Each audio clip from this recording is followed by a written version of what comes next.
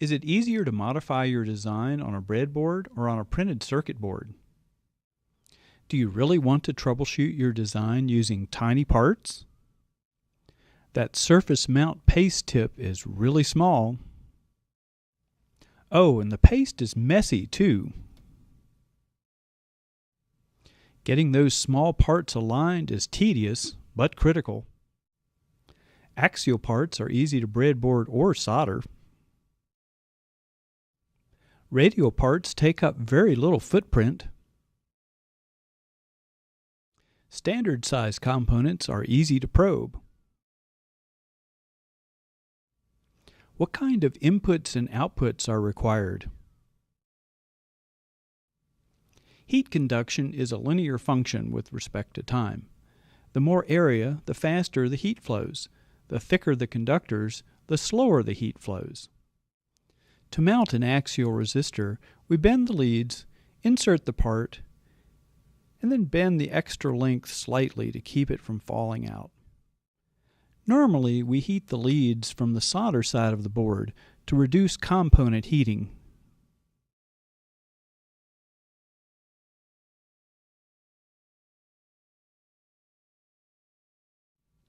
Two sizes of solder fit on the Panavice arms. Pull some solder out from the spool rather than cutting the solder into pieces.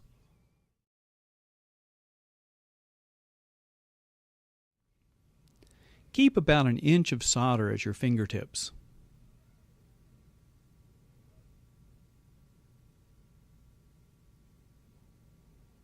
Use your hand, which is holding the soldering pencil, to advance the wire.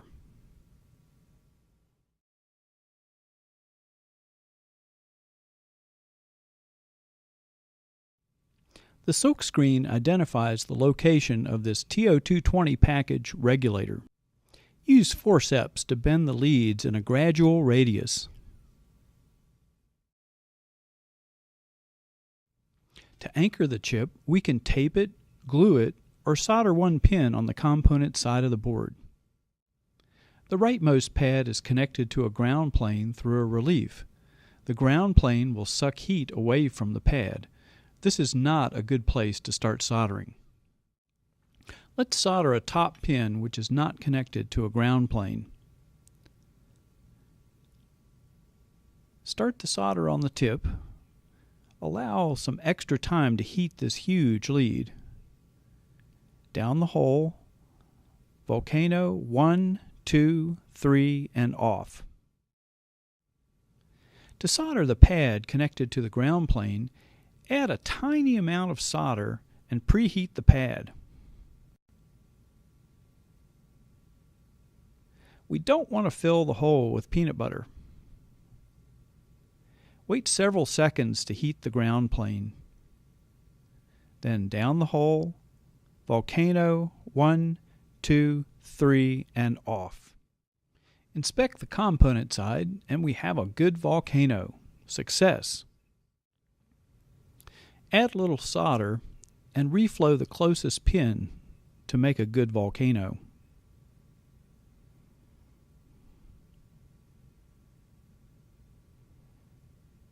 Immediately solder the middle pin.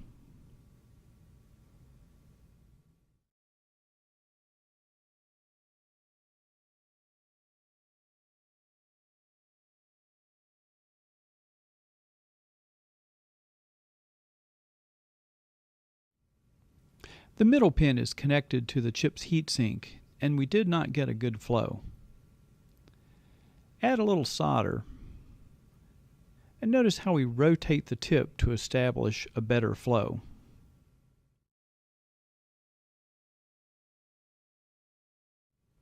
To save time, we can clip all 3 leads at once.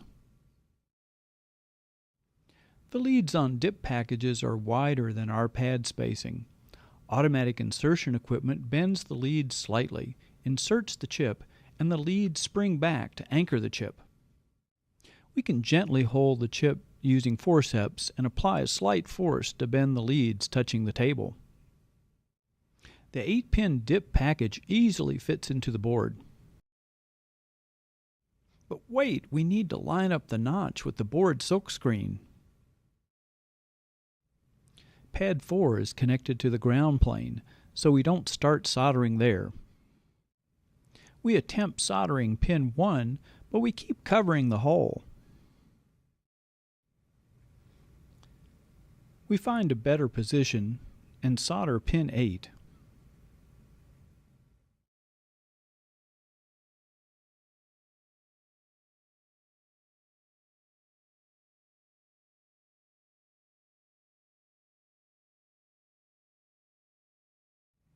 We got a good volcano on the solder side. The IC did not get seated flush with the board. With some solder nearby and a finger on top of the chip, we add some fresh solder to the tip, reflow our one corner pin, press the chip flush with the board, and let the joint cool without moving. Let's solder pin 4, which is connected to the ground plane. How many mistakes can you find?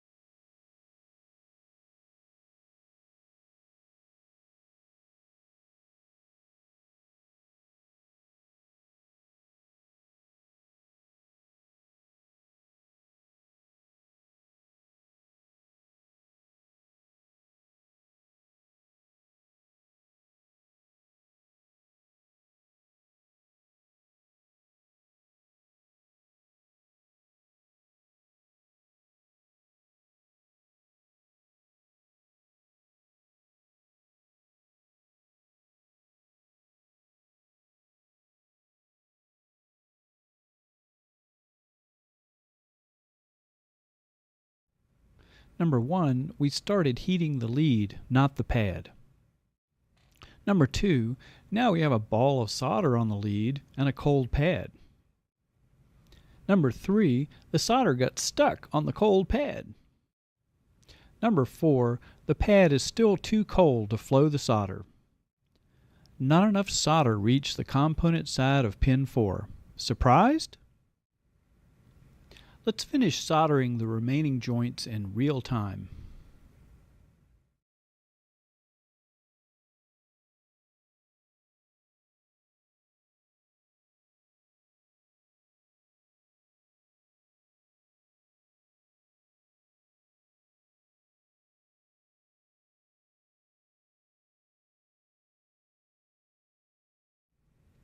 Notice that we do not need to wipe the tip after every joint.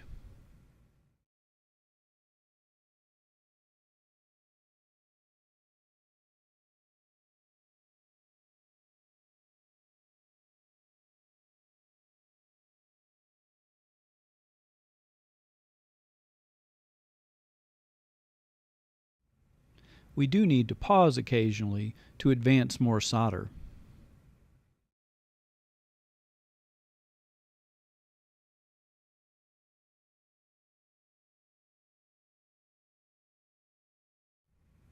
All leads have good volcanoes on the component side. The 0.1 microfarad capacitor, labeled 104, drops easily into its pads. Bend the lead slightly, leaving some exposed lead on the component side to make a good volcano. Solder the lead not connected to the ground plane first.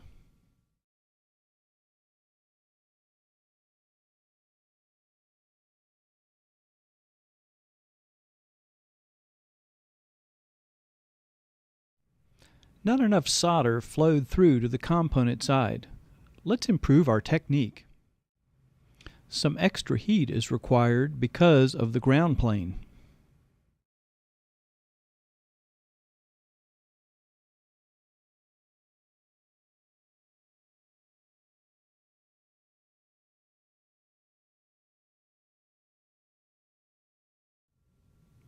Our extra care paid off.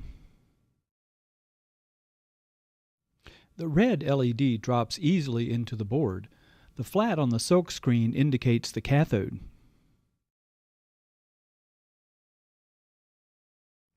Bend the lead slightly, leaving room on the component side for a good volcano. Avoid excessive heating. More students overheat LEDs than any other component.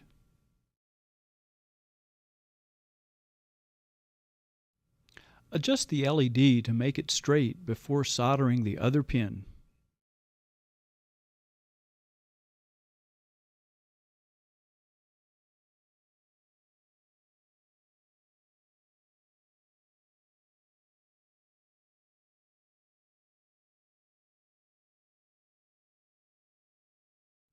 Oops, too much solder on the component side, but it's just a prototype. After 2 examples, it should be obvious how to prepare this component for soldering.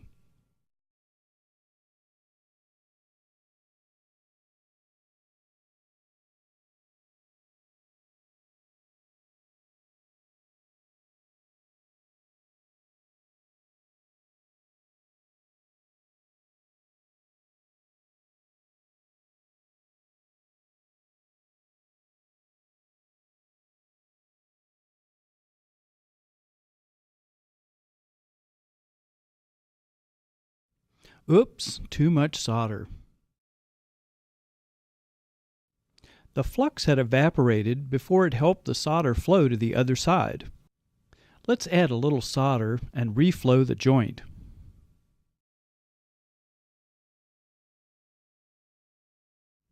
The diode has thick leads. There is no need to force it flat on the board. Use a little solder to preheat the lead. Wait.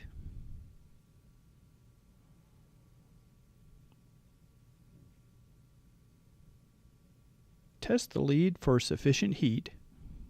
Wait. Now it's ready, and finish.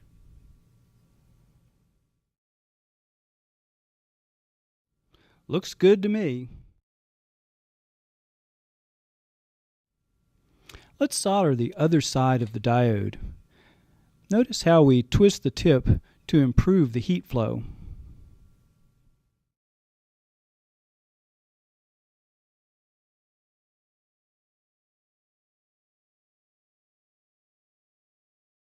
A little too much solder, but acceptable.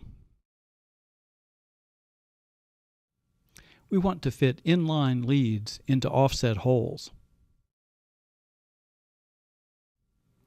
Gently bend the leads with your fingers.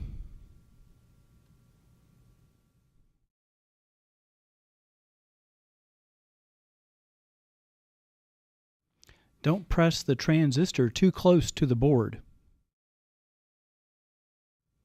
Make sure the flat of the TO92 case matches the silkscreen.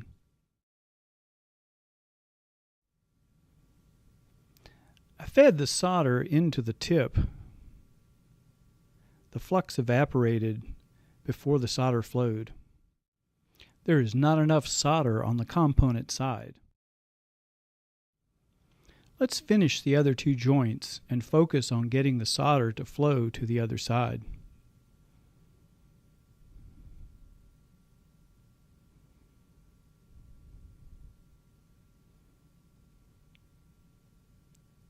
Here we have to preheat because of the ground plane.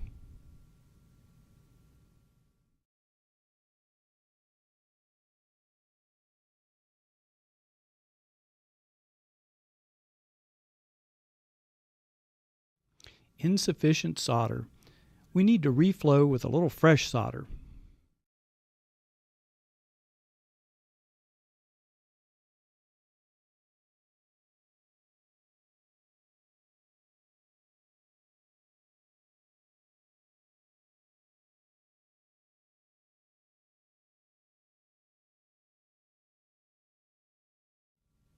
It's easy to melt the thermoplastic of most connectors.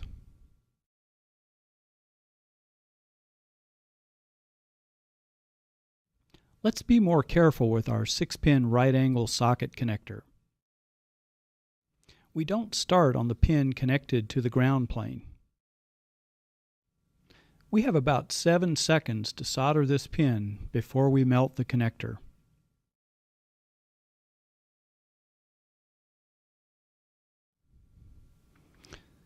Good Volcano on the top, and Good Volcano on the bottom.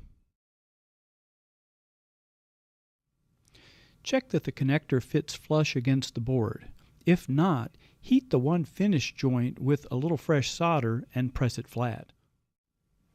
We solder the remaining pins from the solder side of the board to reduce the risk of melting the connector.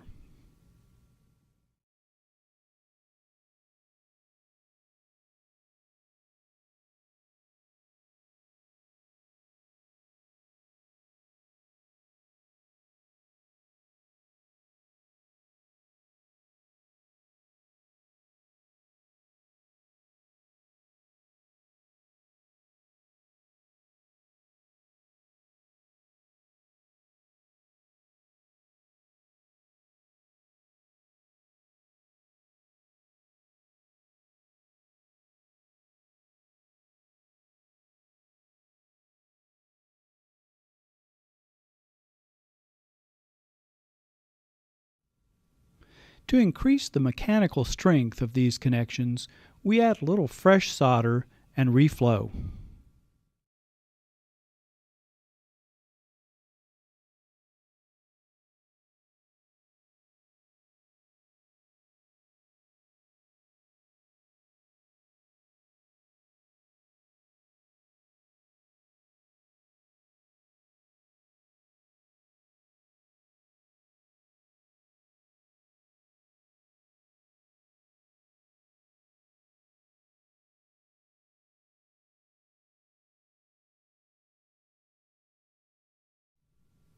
Inspect the 6x6 modular jack silkscreen. No conductors will be covered by the connector. If your connector covers signals, you will never know if a good solder joint was made. Here's the solder side of the same connector where we see all connections. Make sure all the pins are aligned, then snap the connector into place. As we solder all 6 connections, there is no need to force solder down the hole.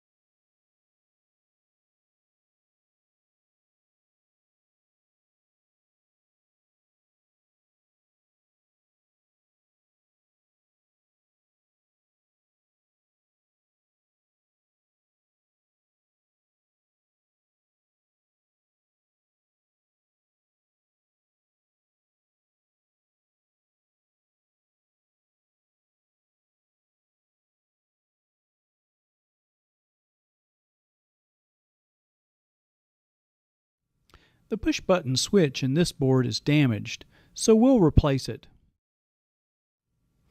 This is an Edson Soldapult, my favorite solder sucker.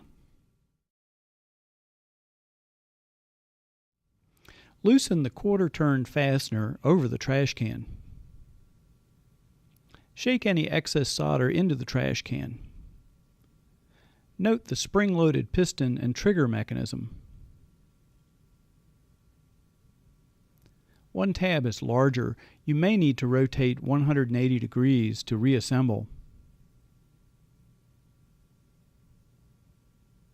Cock and release the trigger over the trash can. The tip is Teflon to withstand soldering temperatures.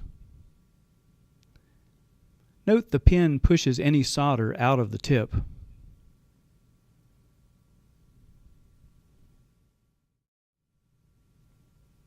With a little fresh solder on the tip, heat the joint thoroughly. Cover the joint with the Soldapult tip and push the trigger. Most of the solder from the component side has been pulled through the hole.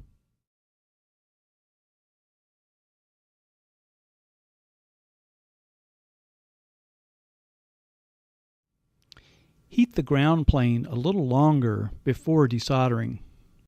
Clamp the defective switch from below using forceps. With a little fresh solder on the tip, Heat each pin while pulling gently on the forceps.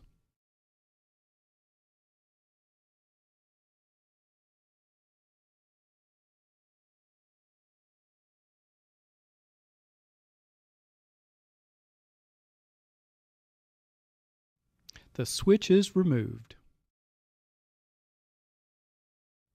To remove the excess solder, add a little fresh solder, but don't evaporate all the flux.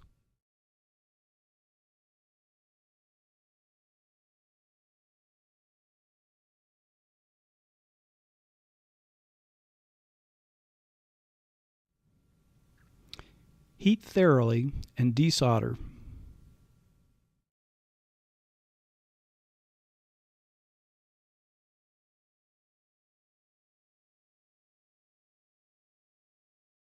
Some of you may have used solder braid. Here are 3 sizes. Position the braid over the pad and heat. See the flux fumes from the braid? Ooh, my fingers are getting hot. A little solder is transferred.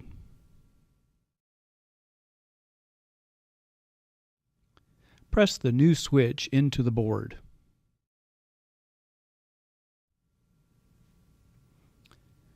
The switch leads are thick. Don't feed the solder too fast.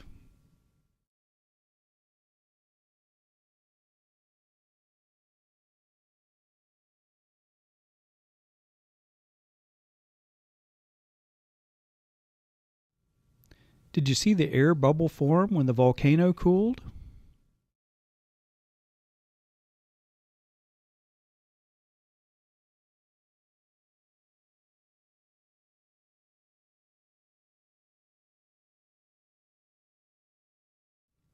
Both pads on the component side form good volcanoes. Let's reflow the air bubble on the solder side.